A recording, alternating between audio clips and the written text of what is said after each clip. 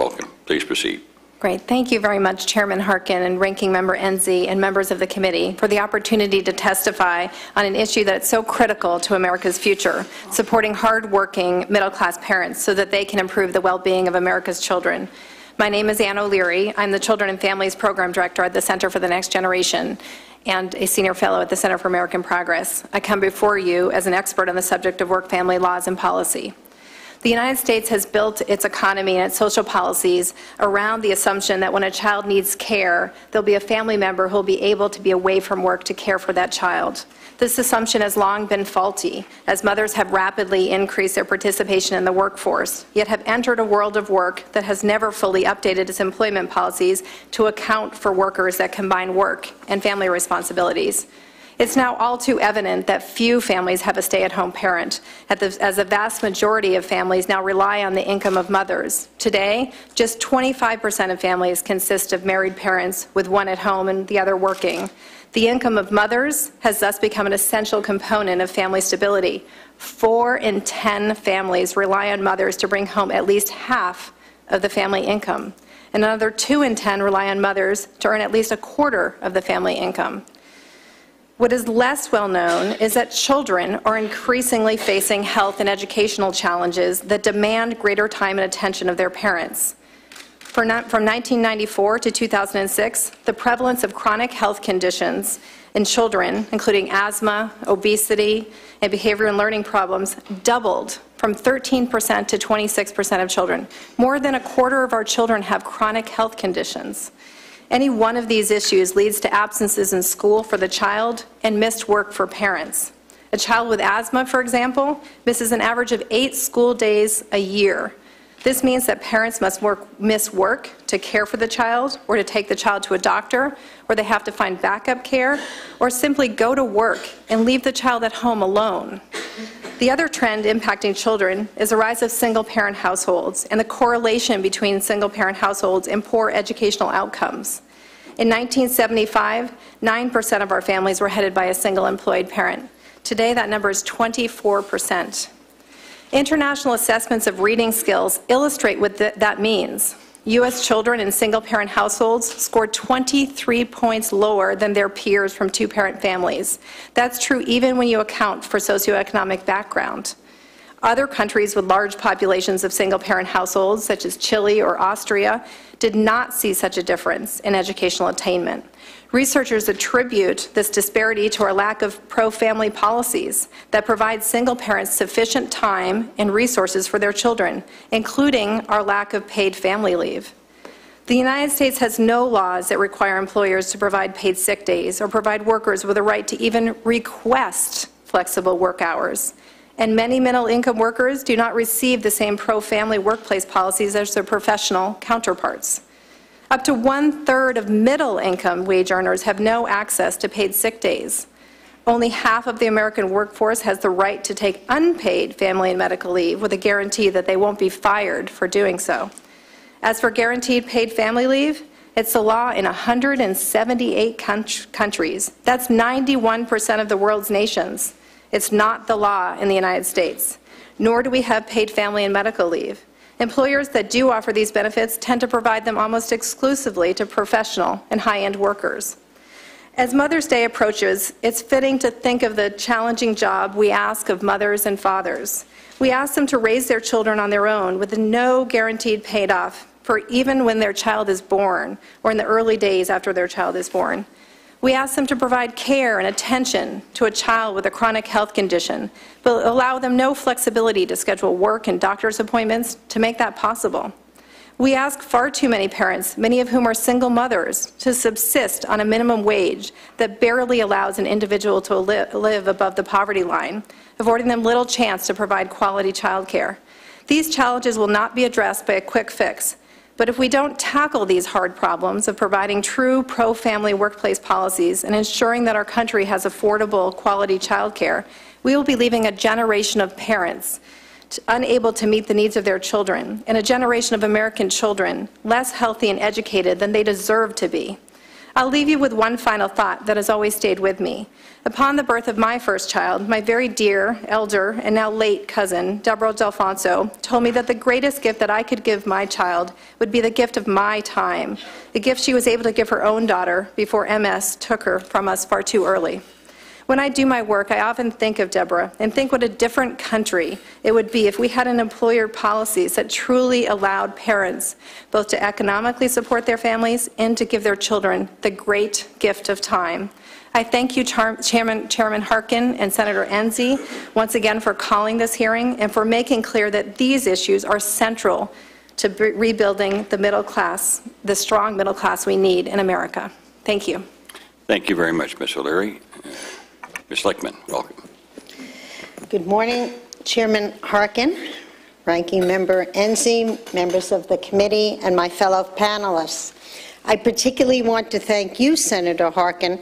As the lead sponsor of the Rebuild America Act, you've been a tireless and effective champion for middle-class families for many decades.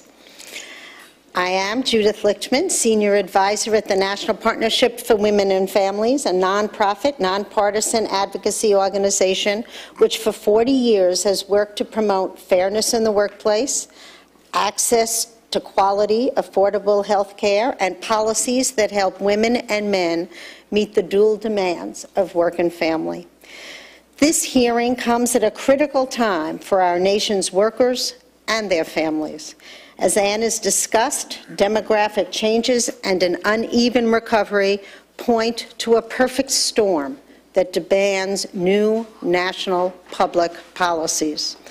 Our society has changed, but our nation's workplace policies have not kept pace. Our chief national work-family law, the Federal Family and Medical Leave Act of 1993, was an important first step to help workers manage the dual demands of work and family. It's working well, and it's been used more than 100 million times. But FMLA was only a first step. Our nation needs a strong work-family policy that helps families stay in the middle class and help those with lower incomes gain upward mobility. These policies include job-protected paid sick days, paid family and medical leave, flexible work arrangements, affordable child care, and job-protected time away from work to attend school meetings or preventive medical care appointments. Other policies, such as raising the minimum wage, protecting workers' ability to earn overtime, and protecting the rights of workers to organize, are also critically important to middle-class prosperity and to mobility. False assumptions contribute to our nation's failure to provide working families with public policies they need. The most egregious false assumption are the ones that relate to work-family conflict as seeing it as just nothing more than a personal problem in which government has no role to play, and that we should let the private sector fashion these policies on a voluntary basis. But let's be clear. Public policies are critically important in setting our nation's course and in building a strong middle class. In the 21st century, national standards that build on the success of FMLA are needed to help families maintain their short-term financial stability and protect their long-term economic security when illness strikes or medical needs arise. We also need to strengthen our national commitment to child care to be sure that the next generation has the best possible start. We also believe it's time to face the reality that voluntary private sector action has real limits. The absence of a national paid sick day standard has left more than 40 million workers without access to even a single paid sick day, which too often leads to economic hardship, job loss, and poor health. The Rebuild America Act includes, among other important provisions, a critical step toward a more family-friendly nation, the Healthy Families Act. This legislation creates a national paid sick day standard that would allow workers to earn up to 7 paid sick days a year to recover from short-term illnesses, to care for sick family members, to seek routine medical care, or to seek assistance for domestic violence, sexual assault, or stalking. Enacting this law would allow an additional 30.3 million workers to gain access to paid sick days, covering almost 90% of the private sector. On Tuesday, the National Partnership released a report called Expecting Better, a state-by-state analysis. And sadly, what this report did was point out that too few states have adopted innovations that help working families meet their responsibilities, and that's why national action is so critical and so timely. Beyond providing paid sick days and paid family leave, we also have to look to expand workplace flexibility in a meaningful way.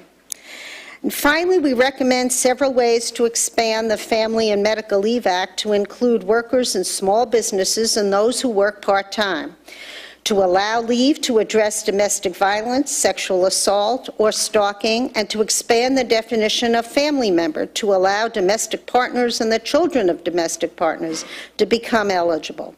Laws like the Family and Medical Leave could not be more important in these tough economic times, and more workers need access to the protections it affords. Mr. Chairman, Senators, working families in our country need and want family-friendly policies that promote their economic security, including paid sick days, paid family leave, workplace flexibility, and expanded FMLA. Importantly, adopting these policies will help strengthen the middle class, promote economic security for all families regardless of income, and help rebuild our economy. These policies are about renewing the American dream for millions of workers who play by the rules and deserve a fair shot. I thank you. Thank you very much, Ms. Lichtman. Now we'll turn to Kimberley Ortiz. Kimberley, welcome very much. Welcome, and please proceed.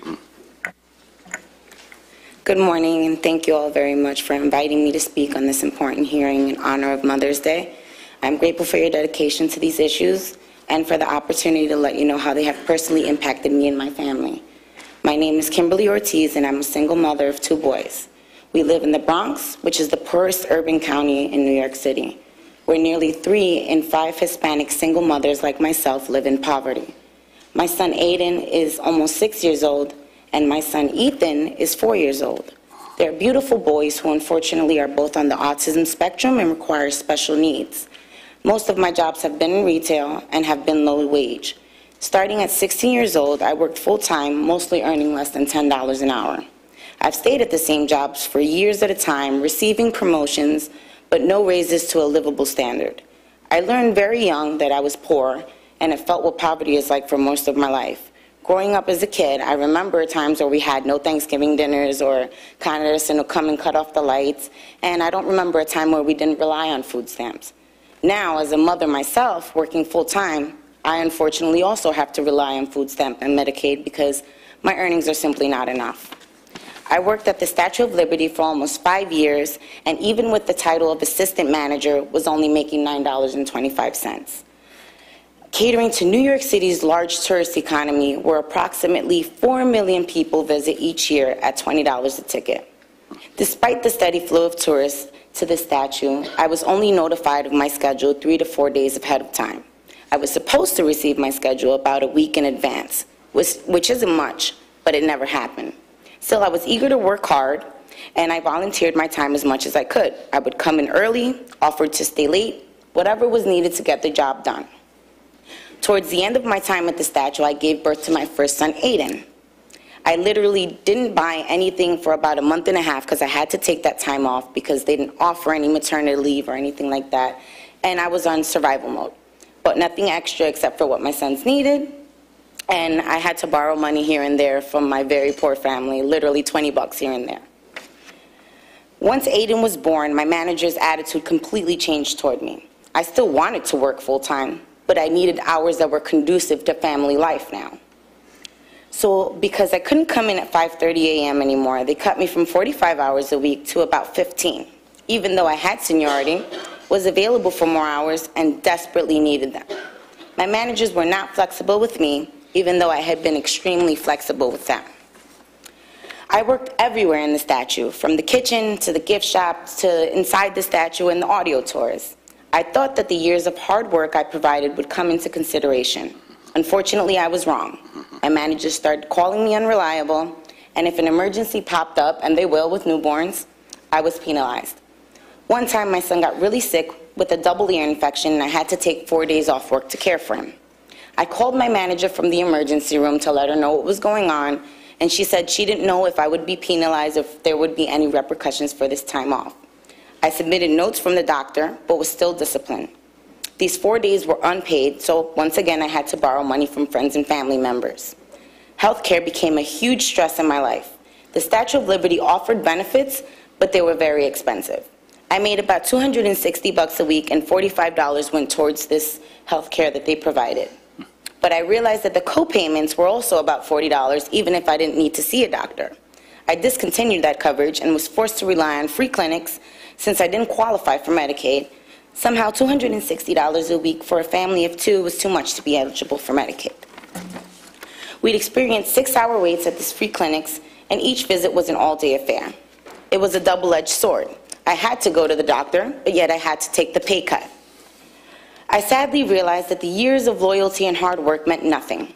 It was ironic that I worked at the Statue of Liberty, the symbol of freedom and liberty, yet I had a full-time managerial job and I still couldn't provide for my family. Because of low wages, scheduling issues, and lack of paid time off that I've experienced as a working mother, I joined an organization of retail workers dedicated to improving and standards and opportunities in the industry called the Retail Action Project. This past fall, I was part of a team that surveyed 500 retail workers in 5 boroughs of New York City, went to dozens of stores and spoke to plenty of workers, and what I heard was exactly what I had been experiencing. Workers told me about their erratic, just-in-time scheduling, and many people I spoke to weren't put on a regular schedule and had call-in shifts, where you need to call in 2 hours prior to the time you're scheduled to see if they need you. As a mom, I need to know when I'm working so I can properly set up health care. It was hard enough to do that with 3 days' notice. I can't imagine doing it with 2 hours' notice. I love to work, I love being a mom, but I need a clear, consistent schedule and reasonable work hours that would allow me to still be active and engaged in my children's lives. So I won't have to borrow money when I take a day off for work or have to go to the doctor. I've been fighting to join the middle class for years. I do what I have to do to survive and invest in my family's future. Working full-time, studying towards a college degree in social work, while being a good mother to my sons. As a single mother, I need to be present for Aiden and Ethan and provide for them. This is what middle class means to me. Thank you for your time. Well, thank you, Ms. Ortiz, for a very poignant, powerful presentation. It's nice to hear what real life is like once in a while around this place. Ms. Phillips. Good morning, Chairman Harkin, Ranking Member Enzi, and distinguished senators. My name is Juanita Phillips, and I am Director of Human Resources at Intuitive Research and Technology Corporation. We just go by Intuitive. Thank you for this opportunity. On a personal note, I'm a mother of 2 and have 2 granddaughters.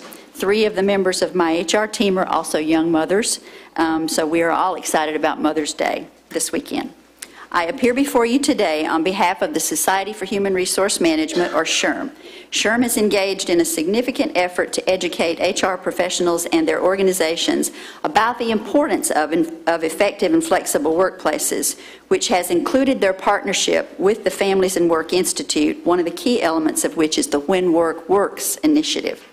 In addition, SHRM co-chairs the National Coalition to Protect Family Leave, which is a broad-based group dedicated to protecting the integrity of the Family and Medical Leave Act. My organization, Intuitive, has 243 employees. As a relatively small, flexible employer, we can be creative in providing employee benefits and programs. These practices have helped us achieve a 92% retention rate and earned us a lot of recognition. We were named the #2 best small company to work for in the U.S. in 2011 by the Great Place to Work Institute, and ranked #2 in the Best for Vets Award given by the Military Times Edge magazine for 2012. We also appeared in AARP's Top 50 Employers in the U.S. for workers over 53 years in a row. These awards, along with many others, are evidence of the success of the programs and overall approaches we take in helping our people manage their home and work responsibilities. Some of the components of Intuitive's approach to fostering such an effective and flexible workplace include: first, we offer flexible work hours. Our full-time exempt employees work 80 non-prescribed hours during a 2-week pay period, providing them flexibility for appointments, school activities, and other events, and our employees work a variety of arrangements. Previously retired employees find our flexible scheduling particularly attractive. In fact, 25% of our employees are actually retired from somewhere else. We also give generous paid time off, or PTO, which is the combination of vacation and sick leave. The PTO approach treats employees as adults. They manage their time off accruals however they wish, without keeping track of multiple banks of leave or needing excuses to give us to satisfy requirements for certain types of leave. Then there are our parental leave benefits. Our short-term disability, which is available to all full-time employees at no cost, provides 70% of regular pay for up to 11 weeks for new moms. We bonus with PTO as well, and employees have chosen to use the paid benefits that Intuitive provides rather than electing to use unpaid FMLA.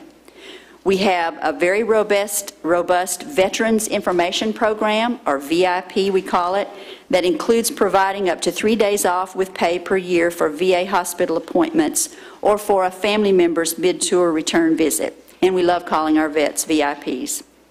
Mr. Chairman, all of these practices are voluntary. Intuitive offers these benefits because they work for our employees and they help us attract and retain the best. We are an example of why SHRM has strong concerns with a one-size-fits-all mandate contained in Senate 984, the Healthy Families Act. First, the qualifying events in the bill are ill-defined. We anticipate that employers and employees will have the same types of difficulties as they do with the administering of intermittent FMLA leave. Second, the Healthy Families Act would force employers to comply with yet another statute in the already complex web of inconsistent leave obligations. Third, the Healthy Families Act would disrupt current employer paid leave practices. It would require all covered employers to amend or drop existing leave policies in order to comply. Fourth, employers would have to cut back or eliminate other employee benefits, such as health or retirement benefits, or forego wage increases, or in our case, decrease profit sharing. Many employees may prefer higher wages or other benefits over receiving additional paid sick leave. It has been argued that generous employers like mine, Intuitive, should welcome the Healthy Families Act because it would level the playing field, but that misses the point. We give generous paid leave so we can be an employer of choice. What we do not want is a government-imposed paid leave mandate to take away our competitive edge. While SHRM has serious concerns about the Healthy Families Act, both SHRM and its members believe the U.S. must have a 21st century workplace flexibility policy that meets the needs of both employees and employers. SHRM has developed 5 principles to help guide the creation of a new workplace flexibility statute. In short, we believe in return for meeting a minimum requirement, employers who choose to provide paid leave should qualify for a statutorily defined safe harbor. If Congress wants to compel employers to offer paid leave, we do not believe it should punish the employers that already do. Mr. Chairman, SHRM remains committed to working with the committee to help ensure employees have more access to leave. Thank you. Thank you very much, Ms. Phillips. And now we'll begin a round of 5-minute questions. I'll start with Ms. O'Leary. Now we'll begin a round of 5-minute questions. I'll start with Ms. O'Leary. In your testimony, you talked about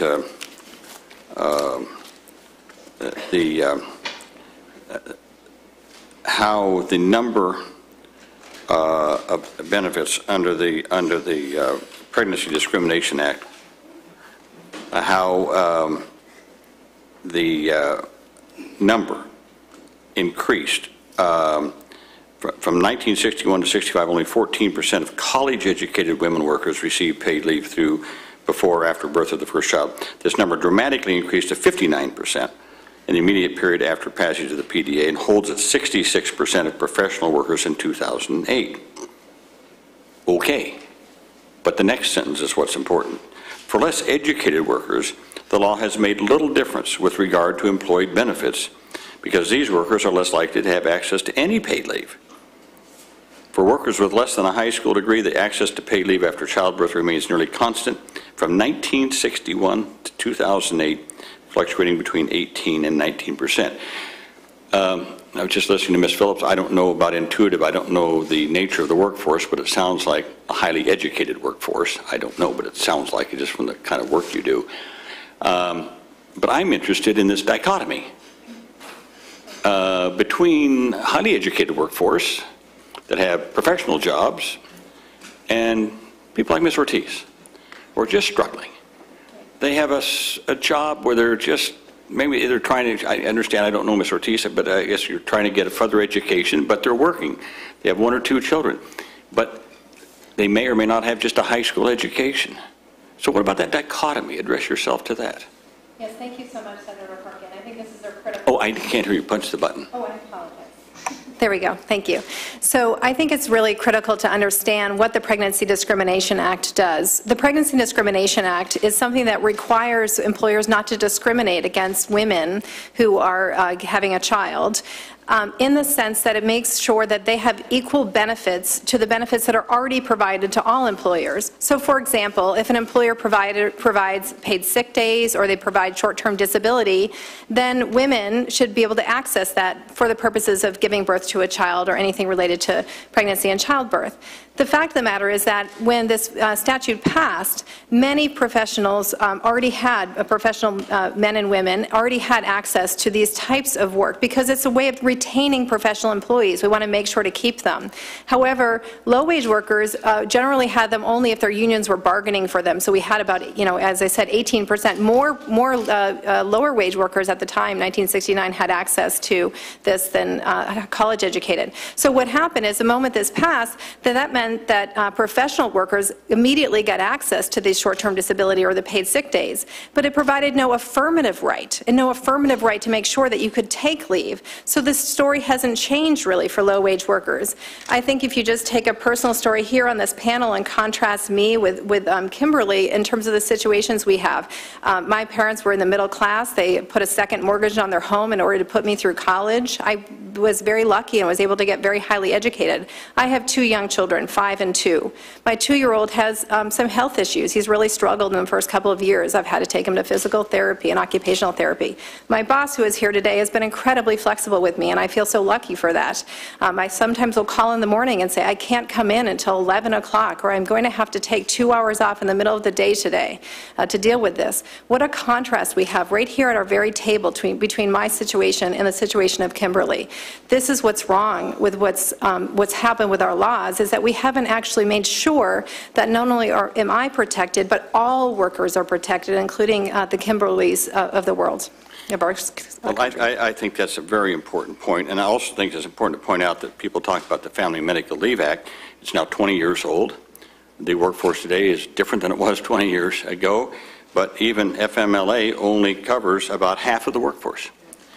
Ms. Lichtman, compare the U.S. with, what's our neighbor like in Canada? I don't even know. I'm asking you a question. They always say a good lawyer doesn't ask a question unless he knows the answer. I don't know the answer to that. I mean, other countries, do they provide paid leave for sickness? Other industrialized countries do. Very few countries in this world, hardly any, 2, 3, sometimes 5, depending on how you count, but not 10, not 2 hands, less than 1. Are in our position of providing no paid leave. When I said earlier in my testimony, family and medical leave is only as good as far as it goes. First of all, it's not paid. Second of all, as you point out, only about half of our American workers are covered. And the fact that it's been used 100 million times in these 20 years is maybe good news, but it's also terrible news in that it shows how American families, working families, are struggling to balance their work and family responsibilities and needing national public policies in place that allow them to flourish as family members, as Ann and Kimberly just talked about, and be responsible workers. I thought Kimberly's very poignant story, she was working very hard to work hard and still was failing because of her family responsibilities in the eyes of some manager who could not see beyond her or his nose that investing in Kimberly was investing in an extraordinary employee for productivity, for morale. The costs of turnover are replete in our statistics. So I think we stand amongst very few nations of the world that don't provide good national policies to allow our families to both flourish as workers and employees. I think the answer to my question is that Canada does provide paid leave. It does. Along with almost every other country. I understand that. We're 4 out of 178 today. Right. Thank you very much. Senator Enzi. Thank you, Mr. Chairman, and I want to thank Ms. Phillips for the precise suggestions that she gave in her speech, and also the explanation of why, even though her company provides all of these, she wouldn't suggest that that be made a mandate for all of the other businesses. I thought that was a very important statement. Now, your company clearly has a well thought out and generous leave program. Since you provide a flexible paid time off program for your employees for holidays, for vacation, for illness, for tending to personal matters, I take it that you're not frequently in a position of having to verify employees' medical claims. In contrast, the Healthy Families Act would impose detailed medical certification procedures, and as you well know, the employers face fines and litigation liability when they obtain too much medical information and run afoul of the Health Information Privacy Protection Act, or HIPAA, or the Genetic Information Non-Discrimination Act. Can you describe how this catch-22 would put employers and HR professionals in a bind? Well, we find ourselves in that role a lot of times when various regulations kind of overlap or step on each other. You know, you're trying to not break one, and we've got to complete what we have to do on the other as well. In terms of when our folks have medical issues and are going to use short-term disability, we're very careful with all the processes so that they are providing the needed documentation directly to the carrier that's working with them. They have a case manager. You know, we don't want to have information that would not fit well with the regulations in HIPAA and so on. So when you add extra things that have new requirements and they're going to require us to know something or ask questions in an arena that causes us a liability somewhere else, that's always problematic. You know, on the leave side of it, we do PTO, and it doesn't matter why you're gone. We leave that up to everybody to manage their own. We don't need doctors' excuses. We don't get into any of those things. But when it comes to helping an employee with an issue they do have going on, we are involved, but not to the level of receiving information about them personally on a medical basis that would cause us a problem elsewhere. So I don't know where, new requirements might put us in terms of that difficulty. Well, thank you. And I know that you have a number of federal contracts, which brings you under the jurisdiction of the Office of Federal Contract Compliance Programs, OFCCP.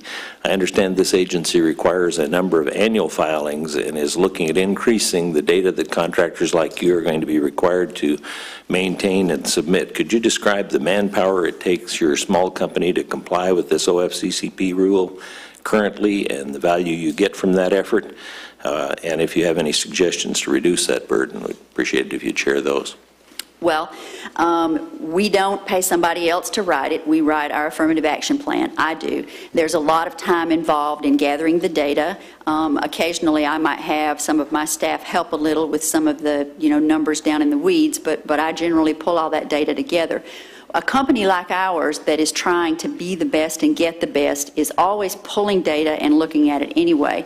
So in terms of value, we would be looking at all of those categories and numbers anyway to see how well we are putting ourselves out there and making ourselves attractive to all the possible groups that there are, knowing that only a blending of as much variety as possible gets us fresh ideas and takes us forward and helps us be successful.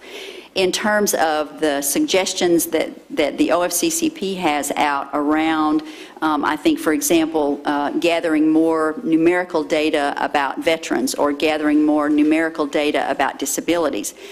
From what I've read about the proposed regs, they are trying to get people to, think, hey, you should have, I think, it's like 7% veterans and 7% disability. My perspective is I have 26% veterans. I have 16% disabled. So rather than my having to spend a lot of hours working on a process that is meant to get other people up to that level, it would be nice if somebody were focusing on companies like mine saying, how do you do that? And let's mirror that, because what we are doing works so well. That may be a question I'll submit for a written answer too. I appreciate that. And I was impressed when I heard about your veterans program, because it's more important now than ever to look for the men and women who bravely serve in the military. And you've been at the forefront in that activity, and I thank you for that. Can you talk a little bit more about your Veterans Information Program and how that benefits your employees? I can. We are very proud of our VIP program, we call it. It includes letting the VIP coordinator know when we're going to hire somebody that we've learned is a vet. And we hook them up with that person in the first day or two. They generally take them out to lunch, talk to them a bit. They find out more about them, and then they connect them to one person in a list of veterans volunteers that we have within the company, who maybe has something in common with them. Maybe they were the same rank, or they served in the same location, or they're from the same home state, or whatever. Something that gives them some commonality. So they know somebody else immediately in the company that they connect with. And then that person plays the role of sponsor, sort of, answer questions, give you tips about what I learned from transitioning out of military life into the civilian world, or tips about when I moved to Huntsville, I learned this, I did this. Just general information that's very helpful to that new veteran employee that we have in getting them assimilated into the company culture and in helping them transition over into the civilian world if this is their first job after military service. Our program also includes the 3 days paid leave that I mentioned for veterans to visit VA hospitals, or for spouses to have time off if they've got a spouse that's returning during midterm tour of duty. We also pay the difference between military pay and company pay for up to 6 months if a reservist is activated. We recently had a lunch and learn for vets and brought in officials from 6 agencies in the area to talk about services that are available to them, to talk to our employees about opportunities to volunteer, to help with veterans activities. It's a very robust, very active program within the company. Thank you. And my time's expired. I do have questions for the rest of you, and if I don't get to ask them, I will submit them and would appreciate answers, because you all have vital information that we need. Thank you. Thank you, Senator Enzi. And in order of appearance, Senator Merkley, Senator Franken, Senator Whitehouse, Senator Blumenthal. Senator Merkley. Thank you very much, Mr. Chair, and thank you all for your testimony. Ms. Lichtman, in your written testimony, you mentioned the back-to-work breastfeeding flexibility provisions, so the Accountable Care Act. And in honor of Mother's Day, how's implementation of that going? It's just beginning. I don't have, admittedly, I don't have any really hard data. It is a start, and we'll have to do a little bit of research and get back to you on exactly what's happening in the early stages of implementation in the community that I often work in, representing moms and new moms. The excitement around the program has been really quite encouraging, and so I'm hoping indeed that the employer community has embraced the program as much as the working moms who need it. And I'll have to get back to you on specifics. I don't know them. Well, thank you. I know when implementation occurred in Oregon with our state law, it was amazing how well the employers adopted. In fact, we had a safe harbor provision, or an opt-out, if you will, for an employer that had a hardship, and not a single company in Oregon has utilized that opt-out, which is a real tribute. That's great. Thank you. Ms. Phillips, thank you for your testimony about the tremendous benefits that Intuitive provides and a prospering professional company. I'm very struck by the tale of two worlds, the service contractor at the Statue of Liberty that employs Ms. Ortiz, a highly professional firm that you're part of that is seeking to recruit the best talent, and part of that is good benefits. As you heard Ms. Ortiz's story about being an employee of a service contractor, did you have any thoughts about how provisions of this bill might help folks like her, or other ideas from your human resource experience?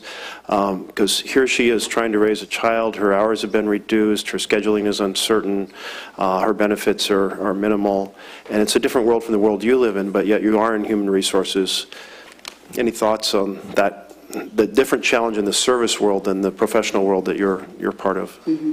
Well, I have worked in different areas, and my thoughts around when you move into a workforce and you're trying to look at what the issues are and work with managers and help train them on how to think, that there's a lot of room for improvement there when it comes to areas such as that, in understanding that what you have is a resource, and that what you do and how you manage it is going to determine what you have in the future and how successful you are.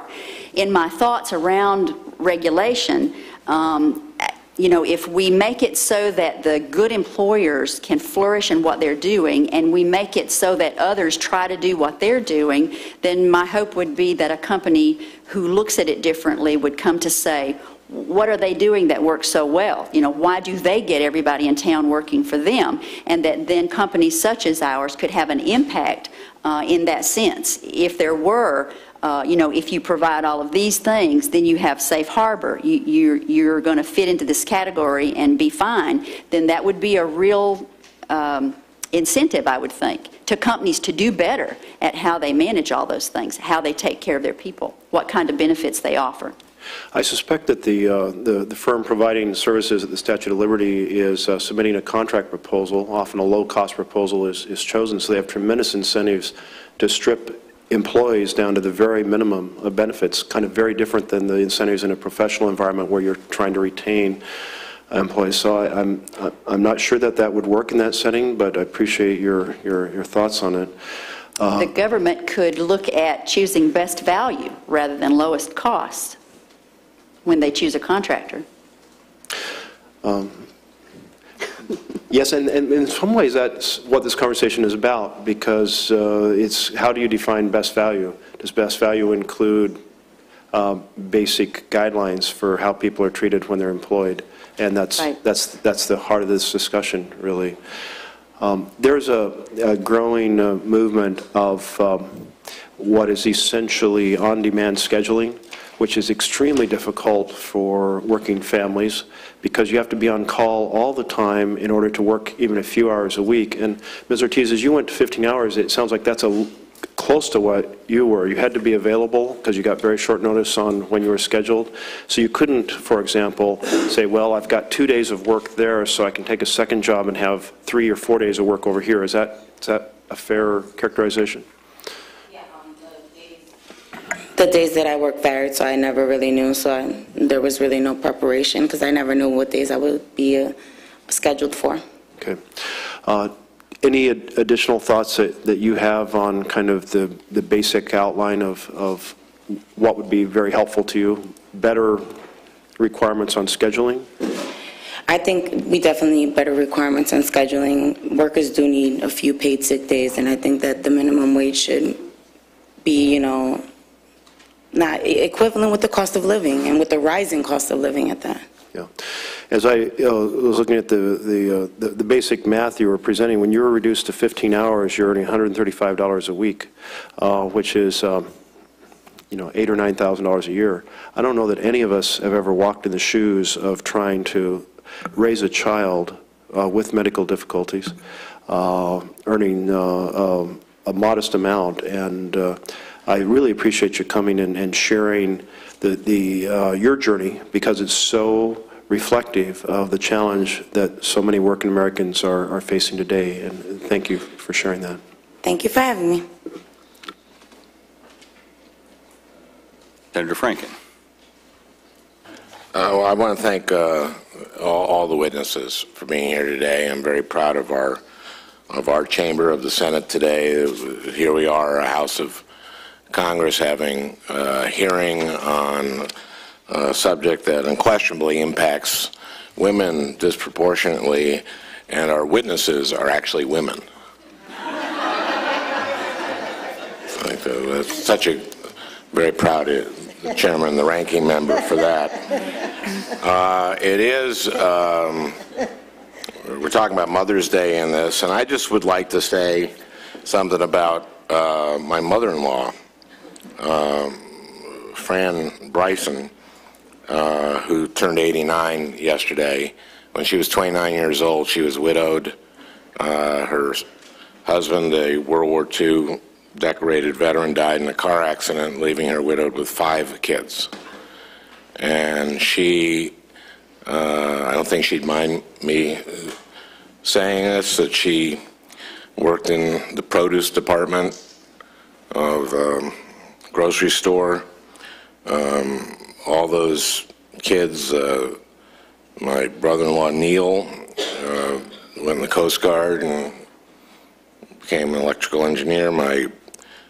All my sisters-in-law and my wife were educated because of Pell Grants and other scholarships.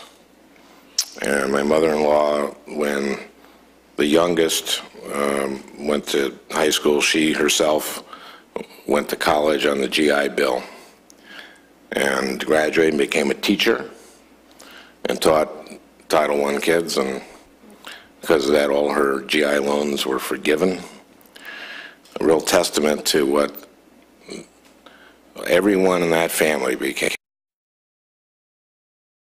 Number 2 best small company to work for in the United States in 2011.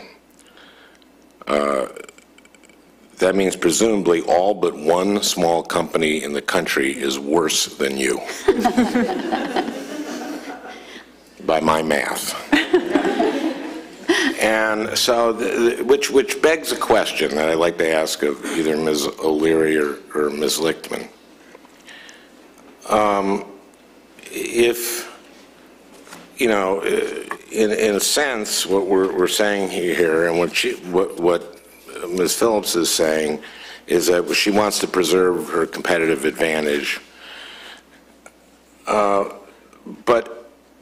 is it really in the best interest of our society at large, of all the other people who work for all the other small businesses, except for the one better than Intuitive and Intuitive, that the well-being of millions of workers be compromised to preserve the competitive advantage of a couple of small businesses?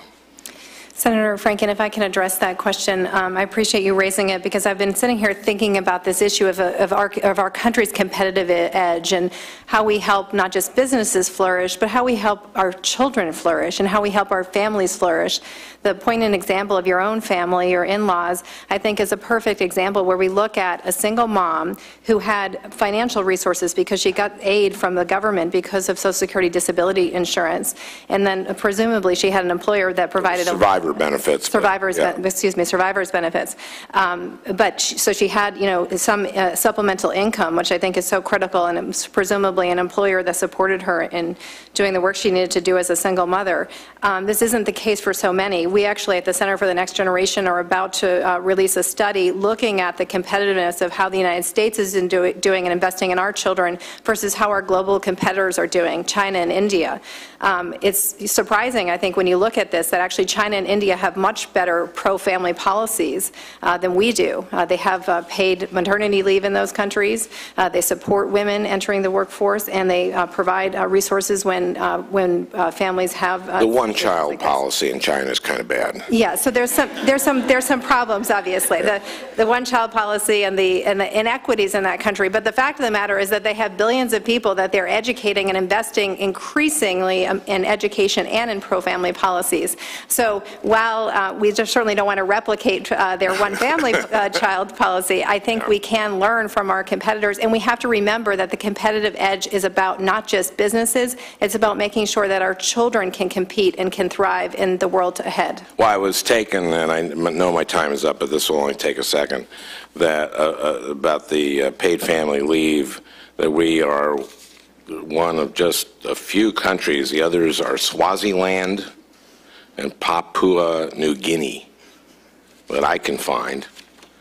And, you know, there are other companies like that are doing pretty well that have it, like Germany. Japan. Yeah, well, Japan's having a, you know, Germany's doing really well, is what I'm saying. Thank you, Mr. Chairman. I'll have more questions if we get to it. We'll have another round. Ms. Ortiz, I want to return to you because, as I said, this is real life, what you've been through. And then when you did this retail action project that you talked about, and you surveyed all these people,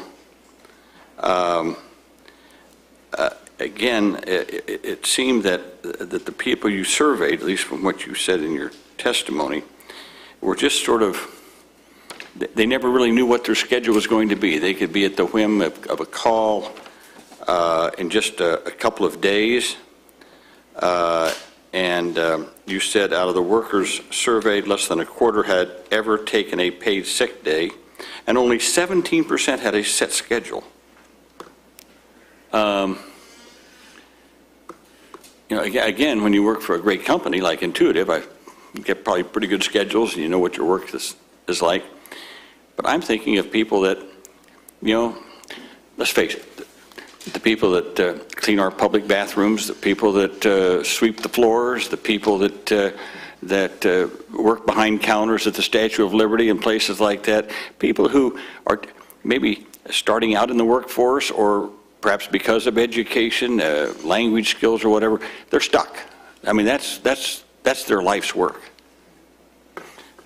And it seems to me that there ought to be at least some minimal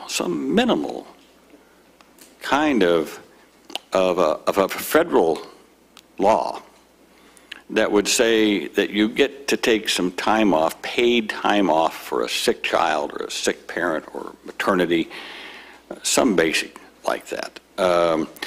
How would the lives of those people, just in your own words, how would it be different if we had something like that for people in your situation? It would be, I think, amazingly different. Like I said, it was never a matter of not working hard or not wanting to work. It was just circumstances. So if we had a few, like, I would say securities, definitely people would work hard. I think productivity would go up. And, you know, happy workers make happy businesses, I think.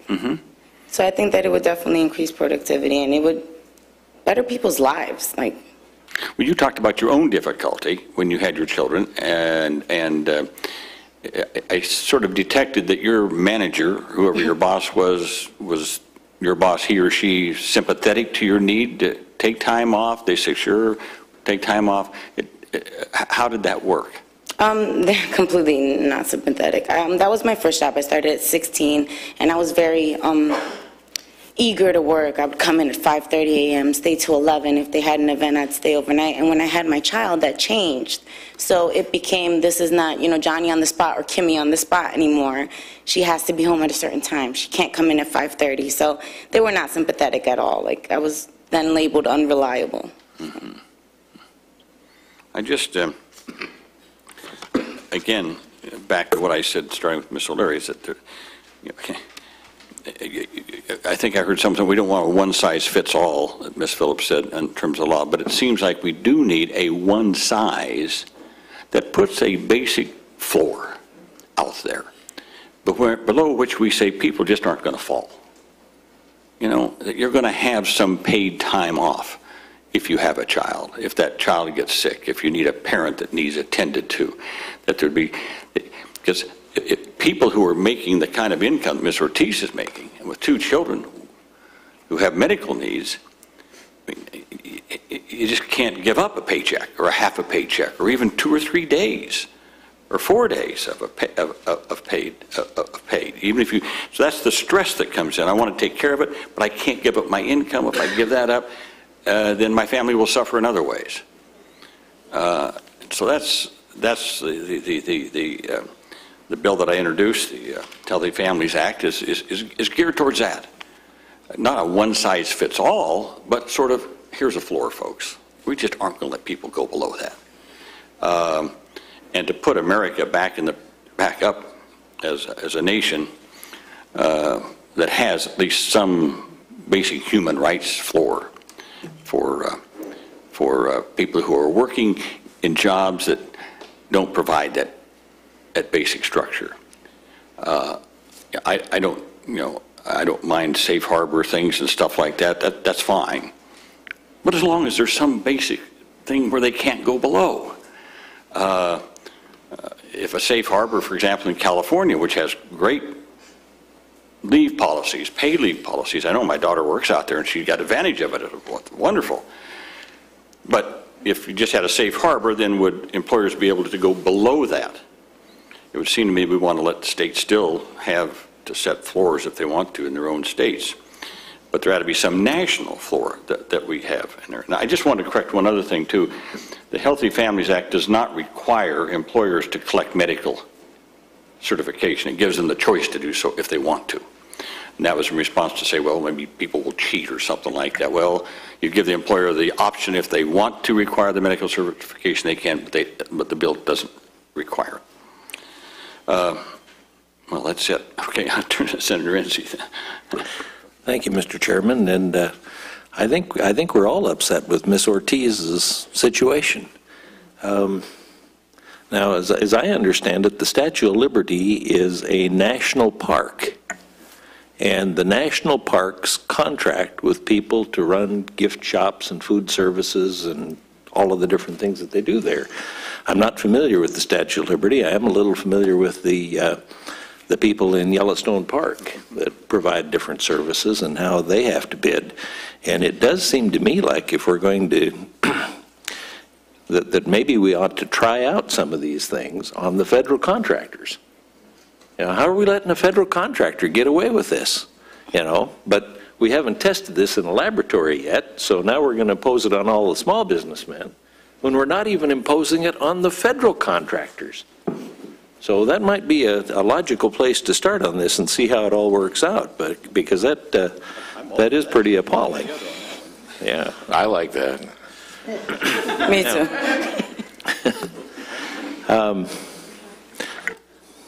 Move on to a different question here.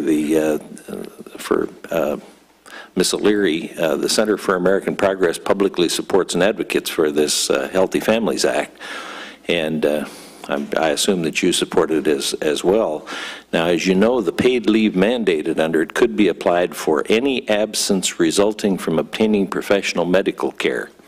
Now, as drafted, professional medical care could apply to numerous cosmetic health procedures and a host of other elective options. Do you believe that employers should be required to offer paid leave for procedures such as teeth whitening or Botox injections? Okay.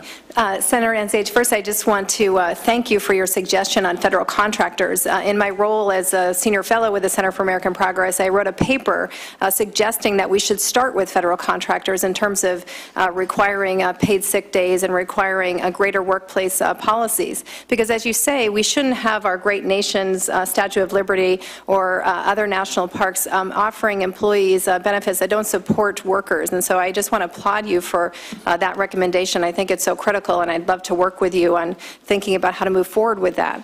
As to your question about paid sick days, I certainly think that there's room for having these open and honest dialogues. Certainly, thinking about cosmetic surgery is, for purely cosmetic purposes is not what was intended in terms of this law. What we're talking about is the situations that Kimberley face, frankly, that I face, other than the fact that I have a good employer, but we have sick children. We have sick children who need us to take them to the doctor. And that's a very challenging situation. It's much more challenging for Kimberley than it is for me. And I want to make sure that, as Senator Harkin suggested, let's have a floor. We're not requiring everybody to have some cookie cutter suggestion, but we want to make sure that there's some basic decent rights that go on here that make sure that we as a society say children need their moms and their dads to take them to the doctor. And research says that if they do, their children are healthier, they're doing better, they're thriving, particularly kids with chronic health conditions. That's what we're talking about here. Well, thank you. And for Ms. Lichtman, the Nonpartisan Congressional Budget Office has estimated that the Healthy Families Act will cost private employers $11.4 billion over 5 years. A substantial amount of that will fall on the smaller employers who are already struggling to make payroll in these difficult times. And my actual definition of a small businessman is you haven't been a small businessman unless you woke up in the middle of the night and said, payroll's tomorrow, how am I possibly going to meet payroll? And you just sweat through it the rest of the night, and you do find a way to pay your employees. You don't always get to pay yourself. But if this bill is enacted, employers will be forced to adjust somewhere, and that would either be reducing current benefits or downsizing the number of employees, which adds the ranks of the unemployed. So could you put yourself in the shoes of a small businessman faced with these increased costs? What would you cut? So I have a couple of answers for you. The first, we are not comparing no costs and increased costs. Small businesses and large businesses today, without the floor of a national law like the one Chairman Harkin is talking about, have costs by increased turnover, increased training, lower morale. There are costs attendant to individual businesses by not providing the kinds of leave that families need, be it paid sick days or paid family leave, and I'm happy to focus on the paid sick days provision. So it's a sort of false dichotomy to say, oh my God, there are going to be these increased costs. There are costs. There are costs to businesses, and for sure there are costs to society. The second, I think that addressing the requirements of contractors through that very agency you were talking about a little while ago, the Office of Contract Compliance, requiring of our contractors with the federal government that they provide the kind of basic minimum floor protections for workers like my colleague here, couldn't be a better idea, and we will be talking to you right quick about how to move that as an important laboratory, if you will. My third answer is that the very study done by SHRM pointed out that new mothers' access to fully paid maternity leave has declined. Since 2005, leave for new fathers, for adoptive parents, and for caring for seriously ill family members has also declined. So we're not in a static situation. Not only do we not have the floor that Chairman Harkin is talking about, we're going backwards. Workers are hurting more today than they were by the very study you all were talking about. Not my study, SHRM's study. So I think when you look at, to tie back to Senator Harkin's question about competitiveness, certainly world competitiveness, as Ann and Senator Harkin were having a discussion about, but competitiveness within this country requires that kind of minimum floor and safety, so parents can do the exact kind of caregiving that Ann talks about to allow our children and our families to flourish. For me, all your questions perform a wonderful, seamless web of an opportunity for me to tie it all together. And you've tied it together for quite a while. I have.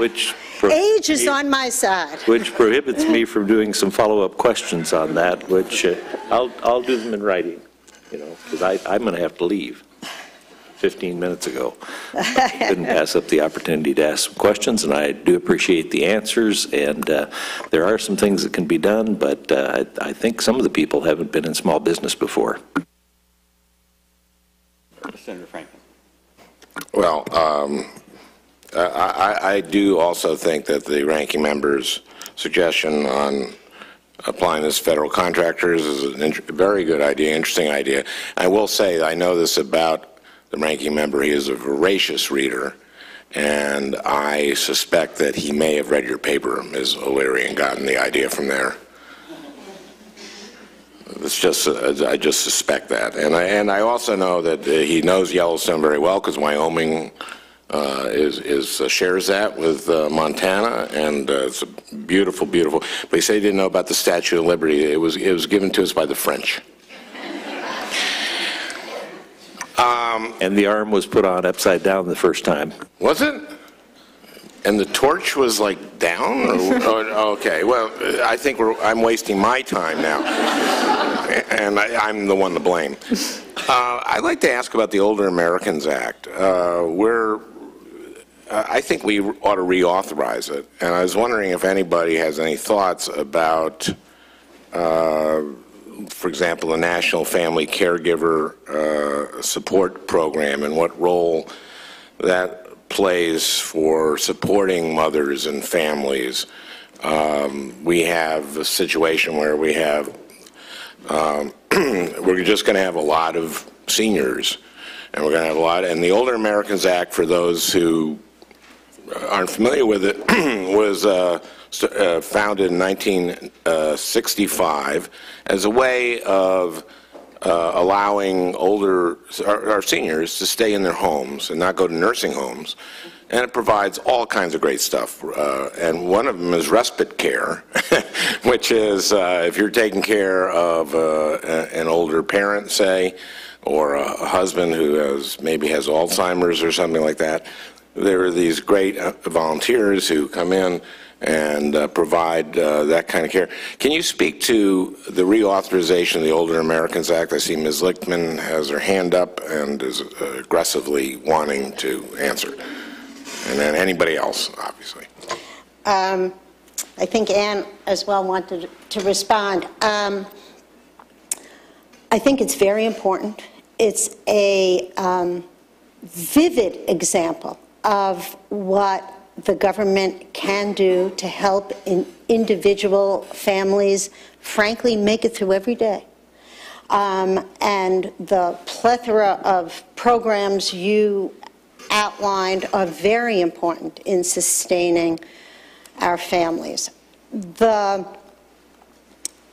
growth as we age as a population, healthy and very often in place, of the sandwich generation of people who are helping both their children and their parents, and sometimes their grandchildren and their parents, cries out for just the extension of programs like the Older Americans Act. I can't speak more strongly in favor of those programs and the real difference that it makes in people's lives. It's a wonderful example of government working at its very best, I think.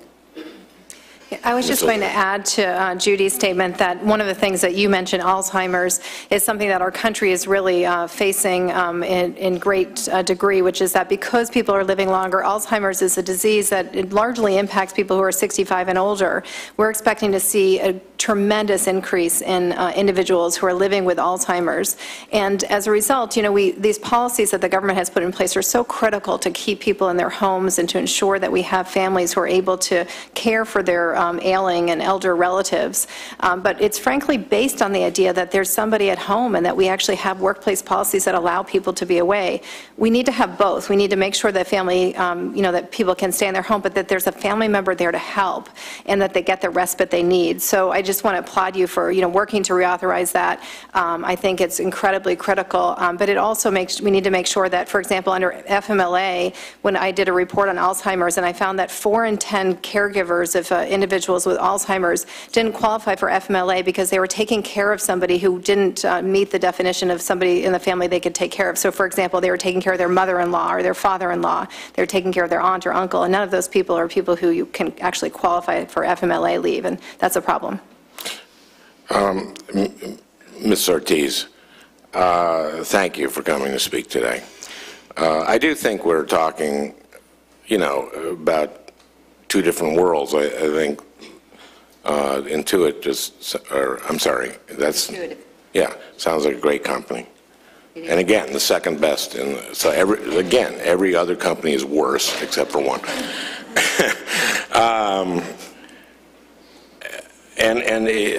Hearing about the struggles that you face with a newborn paints a pretty stark picture of what I think a lot of women working for those other companies are facing. We know that child care is not cheap. In my home state of Minnesota, infant care can cost as much as $15,000 per year, and a toddler can cost well over $12,000 a year. As you mentioned in your testimony, when you can't find care for your child, you have to call out of work, and that doesn't sit kindly with your employer, obviously. Can you tell us a little more about what it was like trying to find child care for your two kids, and how not having child care affected your job? It was especially difficult because my children are special needs, so it's not like I can just go to any daycare and enroll them in there. They do need to have speech therapists, ABA therapists, occupational therapists. So it made it that much harder to find childcare. And to be honest, I'm grateful that my mom is able to help me out with childcare, but if she's not available, my resources are very limited because of their special needs. So it was just extremely hard. Emotionally, financially, name it, it was tough. It's interesting because when we talk, and I know that there's kind of this push-pull. Senator Enzi was talking about the cost of businesses, and I know, and Ms. Lichtman, I thought your answer about the costs that we already have was really important, and you talked about the cost of businesses. But look at the cost to Ms. Ortiz. I mean, look at that cost. I mean, that's hard to measure, but you probably can measure it in terms of lost work, lost income. But think of the cost, the human cost. And think of the cost of going into work. And I'm sorry to take so much time, but I think we're ending. So I'm going to take some time, a little bit. Think of the cost to the children, too. That, okay, I got to go in. I just got to go in. So I'm going to leave my kid who's sick at home. He can handle these 6. He's sick, but he's 6. Or he's 8. He's got an ear infection. What does that do for the health of our kids? What does that do for health care? What does that do for our educational system? Think about the other costs. That's what we have to weigh. And what we've seen from Ms. Ortiz is a real cost. I mean, that is a cost. We know that's a cost. So we're paying for not having this right now. Thank you, Mr. Chairman. Thank you very much, Senator Franken. I just want to say that our staff, our committee staff, and Senator Enzi's staff are now engaged in talks on reauthorization of the Older Americans Act. Great. And any thoughts that you might have or your staff, please weigh in on it. Absolutely. Thank you. Thank you. So we are proceeding on that. Again, I want to thank all of our witnesses for being here. Ms. Ortiz, I might say that you may have sparked a possible bipartisan piece of legislation.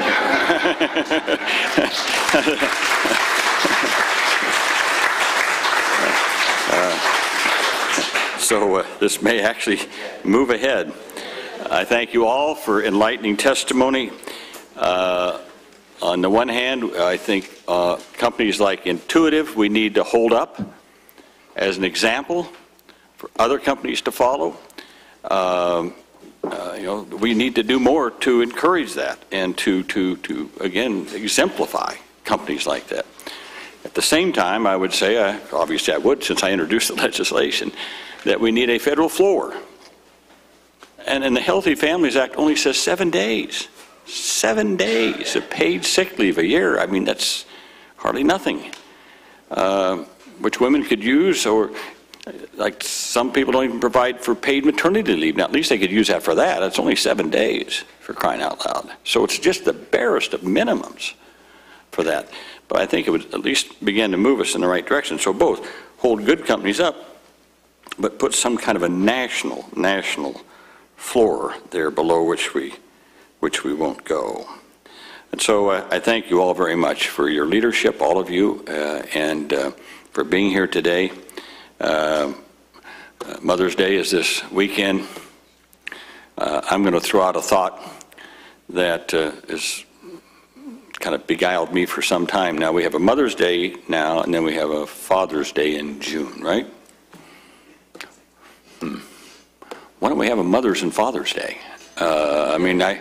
It just seems to me that we're kind of all in this together, and that while we have a, but I also will say that the reason we wanted to have this hearing today was to highlight the fact that most of the people in this country who are stressed out, who find this big tug between work and family, work and kids, work, elderly, are women. The vast majority are women. They work in the kind of jobs that Ms. Ortiz is talking about. And many times they are the caregiver of the children. We'd like fathers to be more involved than they are, but let's be truthful about it. In most cases, it's the women, it's the mother who is the basic caregiver, and it's the mother who's working and trying to provide for their children and their families. And so I think it's important with Mother's Day coming up to recognize that the women and the mothers in this country need a better support. They need a better deal in terms of their work life and their family life. And that's what I think we need to do, is to provide, again, at least a basic minimum of paid sick leave every year for, not only for everyone, it covers everyone, but I do know from the data and the statistics that the largest beneficiaries of this would be the women of this country and the mothers of this country. So that's why we wanted to have this before Mother's Day, to, again, to let the public know that if we really love our mothers, it's not enough just to give flowers and a card. I think we got to do more than that. The record will remain open for 10 days. The committee will stand adjourned. Thank you.